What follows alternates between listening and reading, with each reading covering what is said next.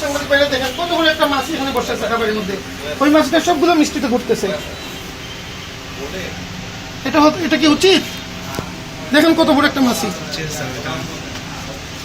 শুনেন, সবকিছু জরিমানার বিষয় না, আপনি নিজ থেকেও তো সংশোধন হতে হবে। মাছিটা সরান।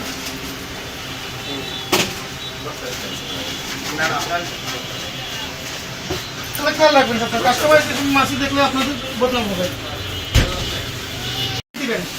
আজকে বলে যাচ্ছে প্রায় যদি ডেট না পাই তাহলে কোনো ধরনের জরিমানা করবো।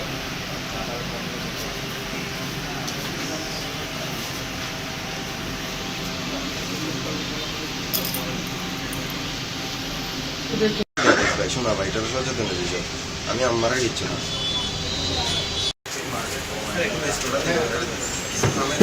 মাইন্ডে করি